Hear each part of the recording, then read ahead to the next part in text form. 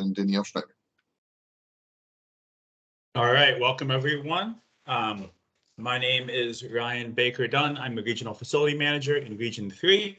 My co-presenters today are Danielle Schneider, who is the Regional Operations Manager down in Region 1, and Aaron Jacobs, who is the full-time park manager at Smuggler's Notch and the Stone Hut.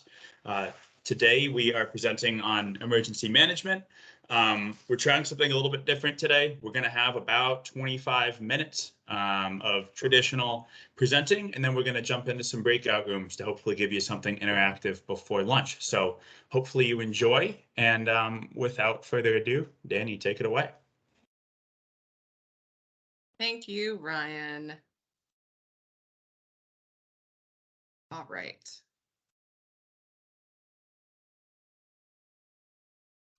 And right off the bat, I have lost view of the slides.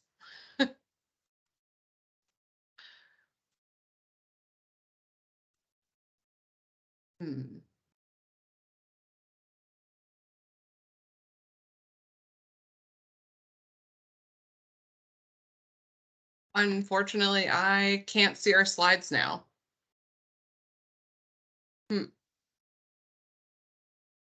I'll reshare them, Danny. Okay.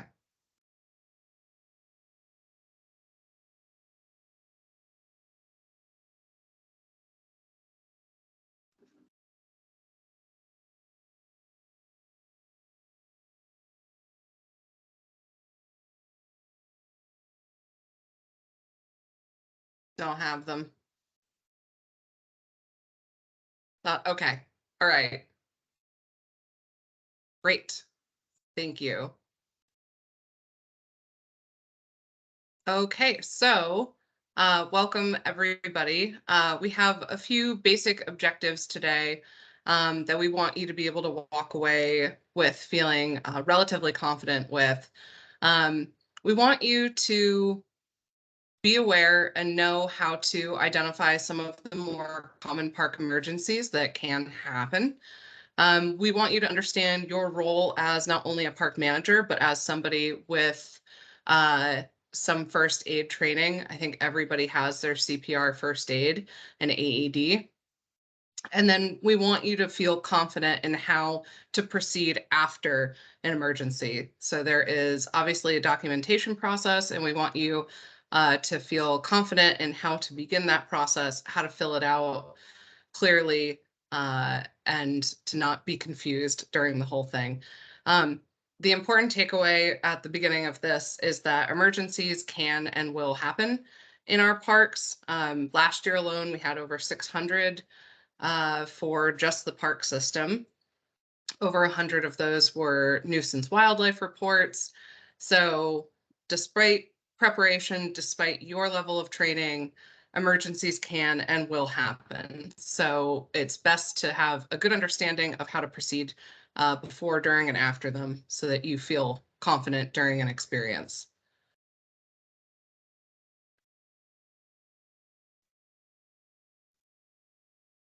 So your park is unique. Every park has its own features that make people interested in visiting said park. We have obviously beautiful riverside parks, lakeside, large and small, Half Moon versus Lake Champlain. We have Smuggler's Notch in the mountains. Every single park has its own features that interest folks in going to visit them and may have interested you in working at them in the first place.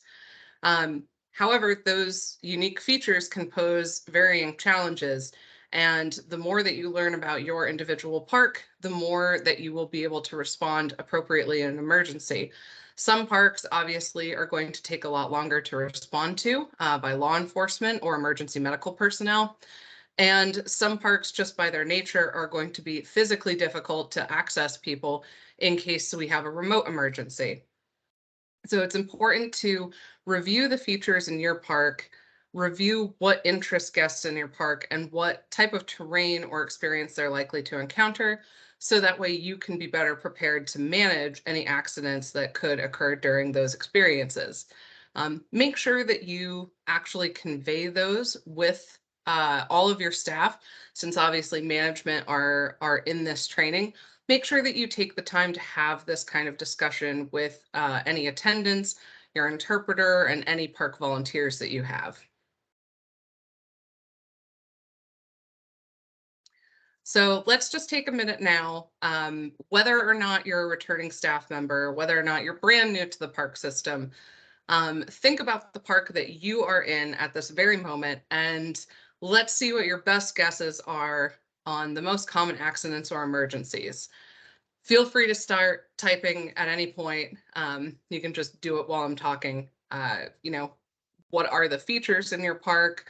What are guests likely to experience?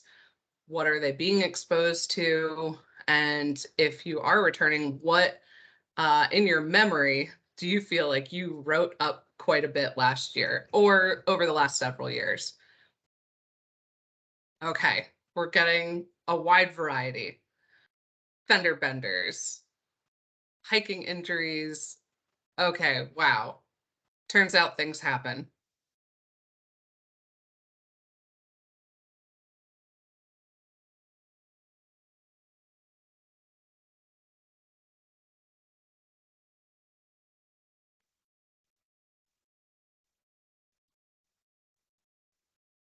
Yeah, so we've got experiences involving wildlife, alcohol, not wildlife and alcohol, hopefully just alcohol and visitors.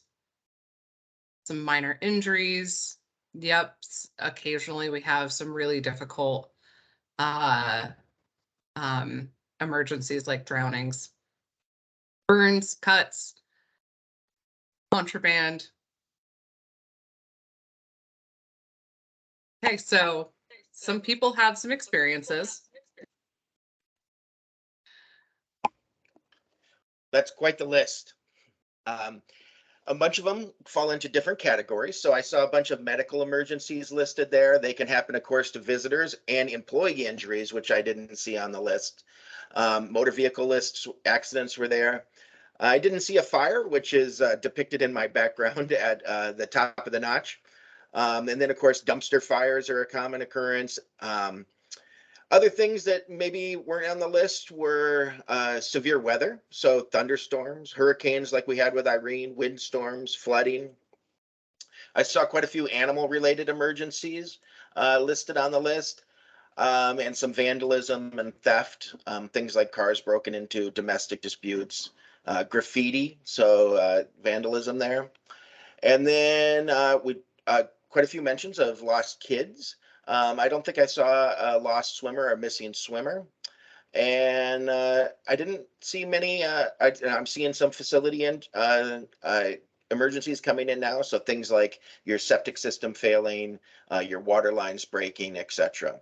And then, of course, there's emergency messages, which I don't believe I saw on the list. So that's when a guest or somebody not staying at the park needs to really get a hold of a guest that is staying at the park to pass on, Uncle Susie's or Aunt Susie's sick or something along that lines. Or if the guests need to get a message out from the park. A lot of Canadians, of course, their cell phones don't work in the States, don't pay for a plan that will handle that. And we have a lot of Canadian guests across the state. So people who are new to the parks probably saw a lot of emergencies or things they didn't anticipate. And some of the returnees probably had a lot of great ideas or experiences with things that have taken place in the past. Regardless of the type of emergency, they all share some common steps you should follow and a similar structure to approach each of them. First, before the emergency even happens, you want to prepare and then work to prevent emergencies.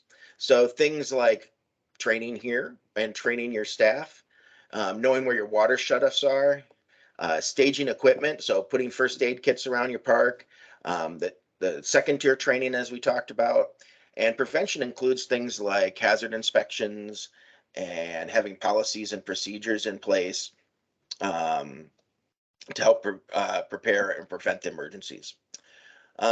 Stay calm in an emergency. I know that's easy to say, right?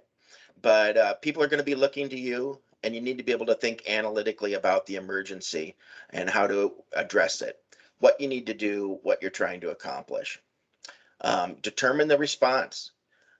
Get help. So, it's always better to call help and be able to call it off. So if there's a lost kid, call the police right away. If the kid turns up, you can always turn them away and let the police know it's resolved. But it's better to get that help right off the bat instead of letting things get worse before you call for help. Scene safety. So that's a big one as well. You want to prevent further injuries and escalation. If there's an escaped fire from a fire pit at a campsite, I know you want to get right in there with your fire extinguisher and try and put the fire out, but calling for help first and also maybe evacuating the surrounding campsite should be a higher priority before you get in there and use your time on trying to put the fire out. And then you want to manage until the help arrives. Once the pros arrives, they're in charge. One person should maybe communicate with the pros, but think about what I can do and what I want to have happen before they get here and work on those things. Then you're going to get into thinking about the documentation afterwards, the reports that we're going to touch up more on later, but the who, what, when, why, and where. And then you also want to, after each emergency, debrief your staff and at least think about it yourself and with the responders, but involve all the staff if you can, and possibly your regional folks. You want to think about what I can do better in the future to handle these types of emergencies, what types of things I can do to prevent these types of emergencies if at all possible. All right, excellent. So thank you, Aaron. And as Aaron mentioned, the first step in emergency management is the advanced preparation for emergencies. So just a bit more on that. If you haven't already, check that all your fire extinguishers have up-to-date tags on them and are out in all of your buildings and all your vehicles as well. You should be making sure your first aid kits are stocked. Check the functionality in your placement of smoke and carbon monoxide alarms. One thing to note is we do not allow you to take the smoke and carbon monoxide alarms out of staff housing. If you do so, you can lose your security deposit. We just want to make sure that you're safe. Make sure that you have sunscreen and bug spray available for your staff to use, and make sure that your radios and park phones are functional and staff have had the training on how to use them. You may have other safety equipment in your park, depending on the park, so check with your regional staff for that. When you get into the park, we have a whole lot of emergency information. Section 620 on the management manual is the emergency management section. Also, depending on the region, you may have either an emergency manual specific to your park itself or a section in your park specific operations manual. So check with your regional staff. Every region does it a little differently. See what you have, make sure that you've read and understand that information. Make sure that your numbers for emergency services are up to date. More on that in a second. And then one thing that we recommend is printing out, especially in parks that have limited cell service or where you have a lot of Canadian visitors, is print out some Google Maps directions or other map directions to the nearest medical center or hospital for some visitors that may be seeking medical attention but can take themselves. Next, you want to make sure you're doing relationship building. For those of you who don't know, Danny in a past life is, or I should say still is a medical professional, but call up your local emergency services either over the phone or send them an email. Start to build that relationship with them so you're not calling them for the first time when you have an emergency. You may want to get them out in your park to do a walk around with you. They will often have a lot of information about incidents that they have responded to in the past, and giving them the layout of the park is really useful because it'll help them get to a scene quicker.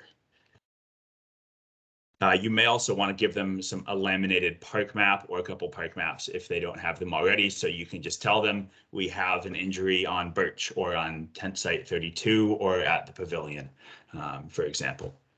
And then finally, staff training, talk to your staff about emergencies in parks, go over the procedures that we have with them, practice drills, and go over safe equipment use. Check with your staff, assess their skill and training level. We only provide care up to our level of training and ability, which Danny will talk about more later. But some people will have some medical training, can assist in care and at the scene. Others may be better utilized directing traffic or at the contact station.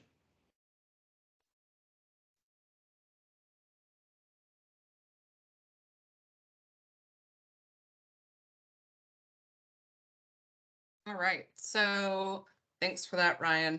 As far as providing care, if you have a medical emergency or minor accident at your park, it's important to remember a few things. We are considered folks with occupational exposure. If you have training, whether it's first aid, CPR, AED, wilderness first responder, an American Red Cross lifeguard, or an EMT or a wilderness EMT. It's important to remember that occupational exposure does give you some benefits. So there are vaccinations that you have access to that you should absolutely get if it interests you at no cost to you. You can only provide care up to your level of training or your scope of practice. So if you have first aid, CPR, AED, you can respond to a cardiac incident. You can help with minor scrapes, cuts, and burns. And beyond that, you would wait for additional training. If any of those were to happen at your park, additional training or additional responders should already be on the way, because calling 911 would be your first step. In any kind of contact that we have with visitors and or each other, we should be using appropriate PPE. Gloves are the bare minimum during the age of COVID for your level of comfort and for the comfortability of a patient or visitor. You may elect to wear clear eyeglasses. You may also elect to wear a face mask just to create a little bit more separation and assist people feeling more comfortable with your level of training. You should never provide care without the correct PPE. It is hazardous to you and possibly hazardous to the guests. Frequently, we will have the opportunity to have guests administer their own self-care. Feel free to raise your hand if you've ever had a kid show up at the contact station asking for a Band-Aid. That is a very, very common occurrence, and it is perfectly appropriate to hand them very basic first aid supplies like a bandage or a sting relief packet. Those are perfectly fine. You don't need to apply those. If you are handing out a Band-Aid, you do not need to fill out an incident report for it, but you do need to fill out an incident report if you are physically contacting people. Sometimes kids will ask that you assist them with the bandage. In that case, make sure that there's another staff member around so that there's a little bit of extra supervision. Again, with the COVID-19 considerations, just make sure that you're protecting yourself, protecting your staff, and assisting guests in feeling more comfortable with the level of care that you can provide by just acknowledging some basic COVID safety protocol. At this point, does anybody have any questions?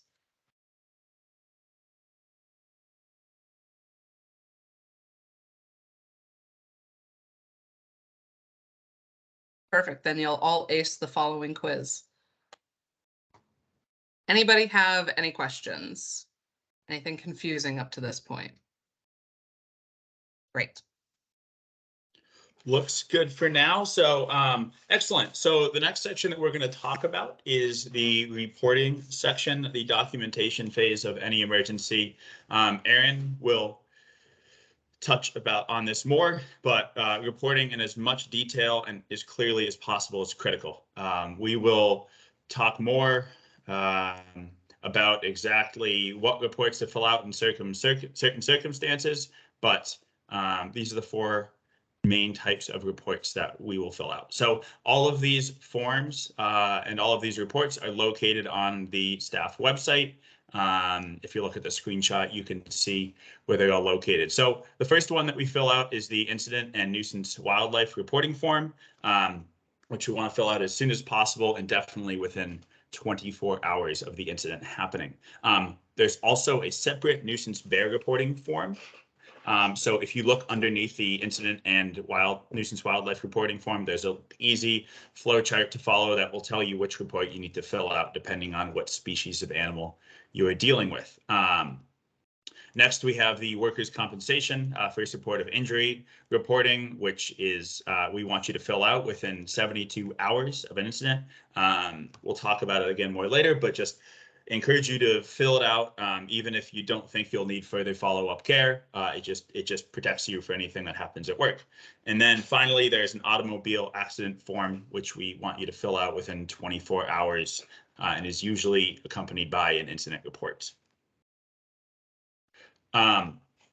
So Aaron's going to talk about how to fill out an incident report, but I just wanted to take a quick second to talk about when you should be filling out the incident report. The reason we cover this one first is this form generally gets filled out for any incident or an emergency, in addition to workers' comp, automobile or property loss, etc.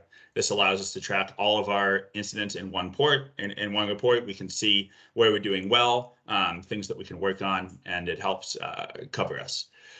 So Danny touched on the number of reports filled out last year, the number of incidents that we dealt with, so we can't stress how important this is. So specifically, serious accidents in parks that affect park visitors or staff, any situation where first aid is rendered, theft, burglaries, vandalism, and other crimes, accidents with park equipment and vehicles, if a park manager has to evict a camper due to noise complaints, intoxication or something, they have to tell them to leave their stay early in the morning, fill one out. You should also be reaching out to your operations staff. Hazardous material spills. If there is a water or sewer system failure, you need to fill out an incident report, as well as contacting your maintenance staff or the maintenance pager if it's on the weekend. Any incident that has that requires regional attention, or any incident where someone might possibly complain or sue the state, please fill out an incident report. Let your operations staff know as soon as possible, just so we can be ahead of it. Thanks, Ryan.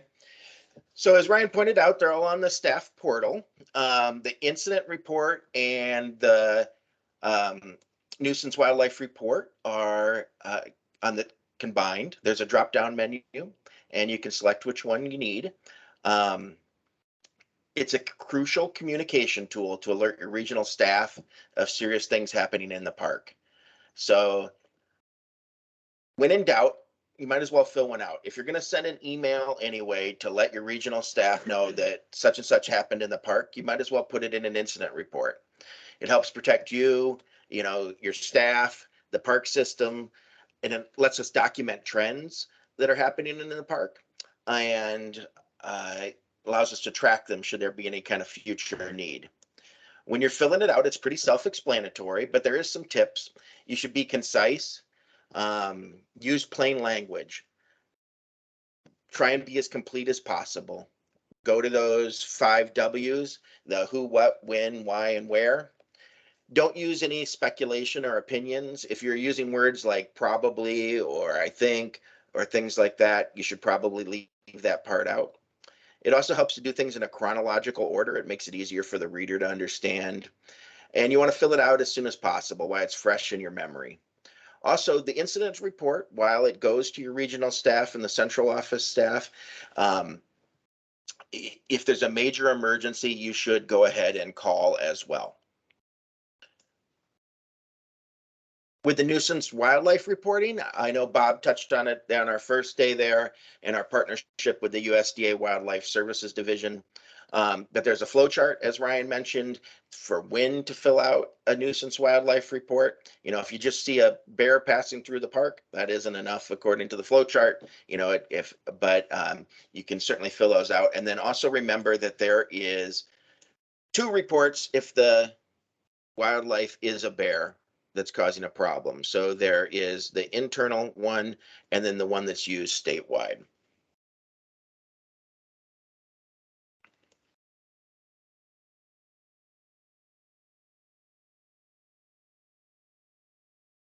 All right, so workers' compensation reporting. It's really important, and I can't stress enough. I feel like this is the most underreported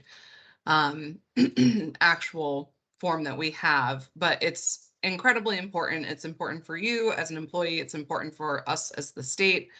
But if you have an immediate medical emergency, obviously you're going to call 911 and you're going to seek the appropriate care. You want to report injuries as quickly as you can to your regional staff in case we need to do some emergency coverage. We also want to make sure that you're okay. But we need to know if something has happened to you or one of the staff. It doesn't matter how large or small. A good example would be obviously rolling an ankle while being out on the trail, but another kind of lesser known example would be finding an embedded tick and then realizing that maybe the next day you're having a slight reaction to it. That is also important. That involves your personal health. It occurred on the job and therefore should be noted. These reports need to be made within 72 hours, so there is a sense of urgency in completing them. So please do them as quickly as possible, and always make sure to follow up with an incident report, just so that we are covering all bases and making sure that we're going to be able to support you as best we can and that you are fully covered in the case that you have any, medical bills. When it comes to automobile or property loss, most of the parks have either a park truck or a smaller vehicle like a golf cart or Gator or Polaris Ranger. These are all vehicles and they can sustain damage, unfortunately. Park vehicle damage happens occasionally and it can be expensive. Whenever there is an automobile accident, if there is damage that looks to be above about $1,000, you can use your best guess. That does need to be reported to law enforcement.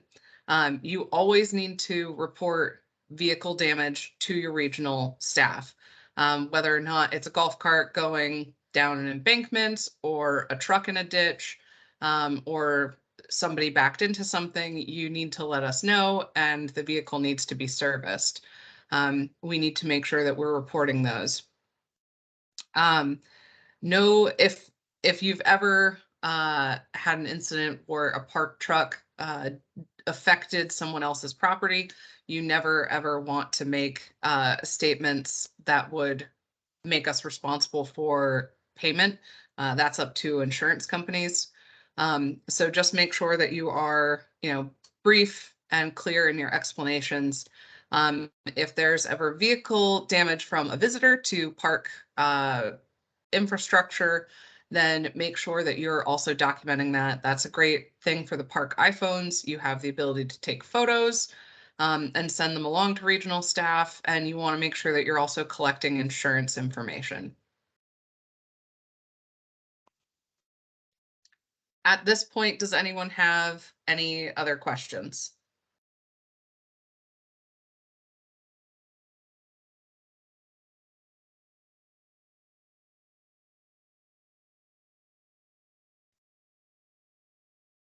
It's a good question. So you never want to say something like, oh my gosh, I'm so sorry. We're gonna take care of that. We're gonna pay for it.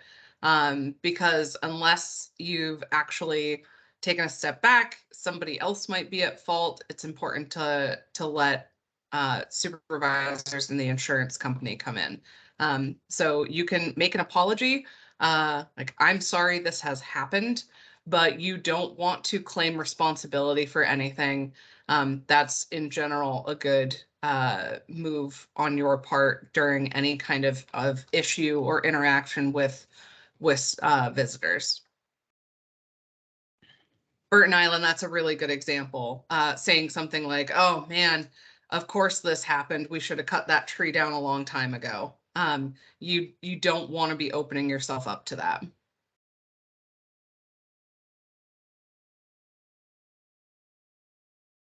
Correct, Mount Philo.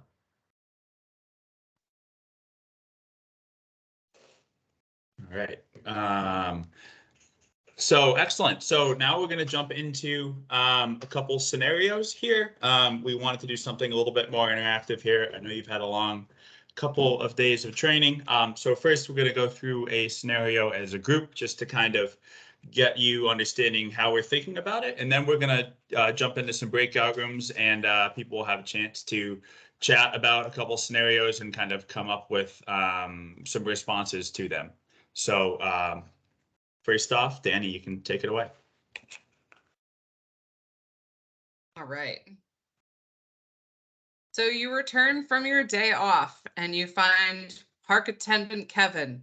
Of course it was Kevin, here with the truck. He said he was driving and he hurt his wrist. What information do you need to collect and what forms should you fill out? Feel free to drop anything in the chat, you guys. What if this scenario happened in your park? For some of you, it may have happened. What would you do? How would you handle this?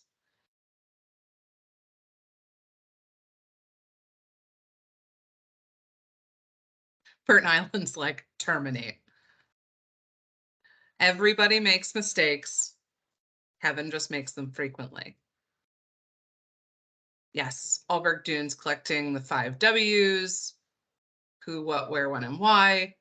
Yes, we are looking at workers' comp if they have an injury, an accident, and an incident report.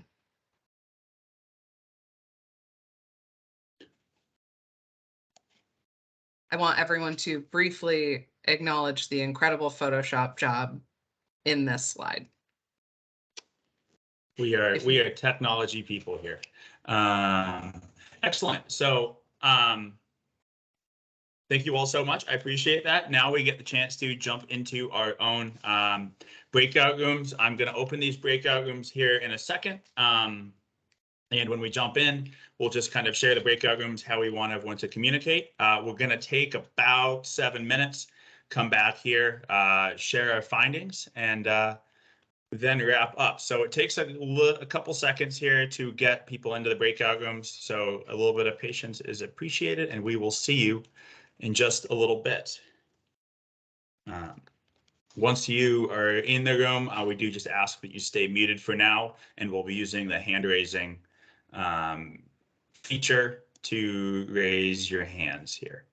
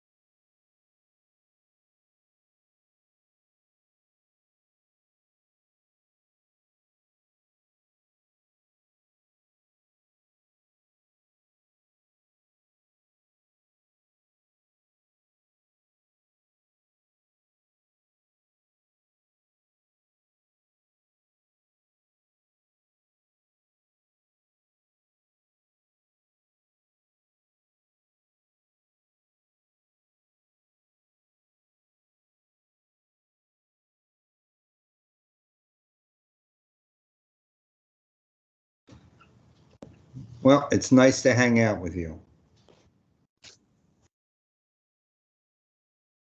Where is it? I don't see.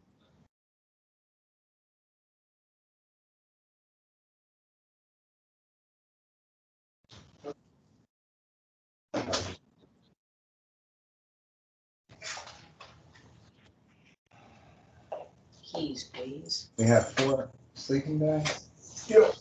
They're all great shape, barely used. Is Dano taking one? Probably. Yes, I'm gonna take one, if that's okay. Yeah, how about it? There's three, And Petey gets one? All right. Hello, people. We're just having people jump back in. If you missed the breakout room, I'm sorry. There was a little bit of an issue with people that had internet connectivity jumping in and out. yeah, they sent me this used. But people will be jumping back in just a couple minutes here. So they're going to start moving their way back in.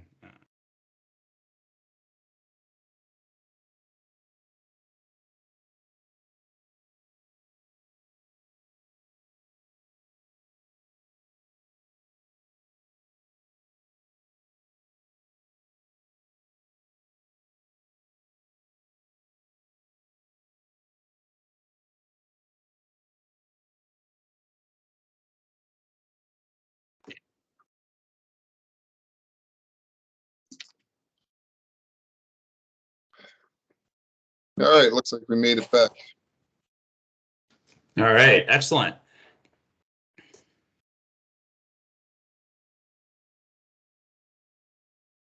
Looks like we made it back in here. Just going to reload the PowerPoint, and we'll have the opportunity to.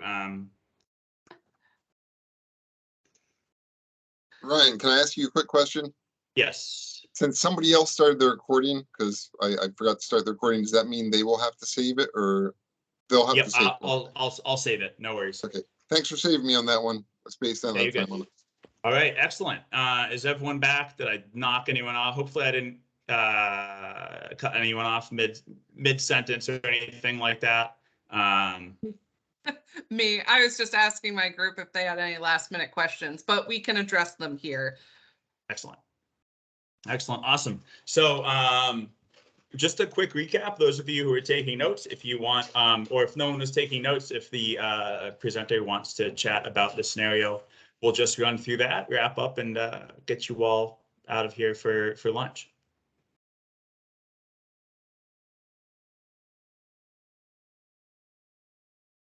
So our group had the missing child scenario, and we had Joe at Jamaica had agreed to relay the information that we put out as a team. So I'll go ahead with that. I'm assuming that everybody can hear me. Yes. Perfect. So the scenario is out there, so is on the screen. So I won't go over that. But some of the things that we talked about in relation to managing this particular problem was first quickly getting a description of the child so that everyone knows exactly what they're looking for, who they're looking for, and how to go about identifying that person. And that would include, of course, the child's name and any special needs around things like autism or hearing impediments, those types of things. We thought it would be helpful if a staff person with a radio was with the parents at all times to help manage what's going on there and provide information.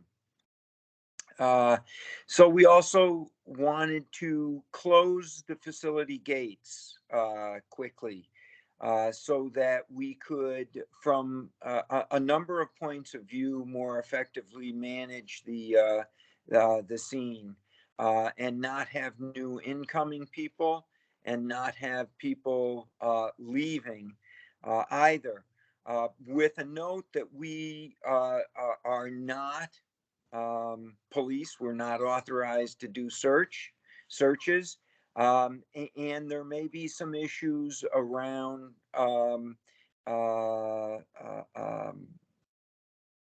preventing people from doing what they're going to do, given that we don't have police powers.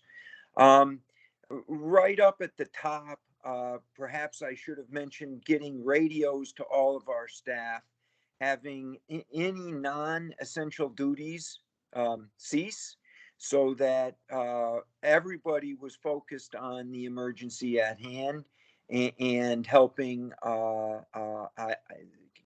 create a safe scene. That might involve having people at critical juncture points, depending on the facilities and the issues around each individual's facility. So once everybody has radio and we're communicating information, then we're able to do kind of a step-by-step process involving everyone. And then, of course, making a 911 determination. With a young child being missing, you're not going to go too long before you call 911 and get in whatever first responding resources are needed, most particularly in this situation, probably the police. So, Danny, did I hit on everything there? Yep. Great job. Thank you, Joe. We just also want to make sure that at the end of this, we have gathered as much information, and we would definitely be contacting our regional staff to let them know that there was an incident involving a missing child, and we would also be submitting an incident report. Luckily, these tend to turn out very happy, and it's often just a kid. Parks are fun. Kids like to go to playgrounds, even when they've been told not to go alone. But these situations can and will happen. They happen almost every season. So just be aware and talk to your staff about this specific scenario. Thanks, guys. All right, excellent. So group two, or the second scenario, was the infrastructure issue. Button Bay had agreed to take notes and present. So if you just had a quick little 60-second recap of our scenario and what we talked about, that would be great. All right, so for preventative measures, we said that we could do daily water readings to see where there are large losses of water. We can also inspect the bathrooms daily, as well as if it's a hot, dry day and we see a wet spot in the soil, we can maybe wonder if there is a leak there. And when there is a leak, we should turn the water off so the water pressure doesn't get too low and force us on a water boil notice for a few days. We would notify maintenance and the manager on duty. To rectify the situation, we would try and move the affected campers to overflow sites if we have any. And as for reporting, we would fill out an incident report and make sure we put it in our weekly reports as well for the following week. That's what I have. All right, awesome. Yeah, thank you. The key with infrastructure stuff is reach out to your maintenance team.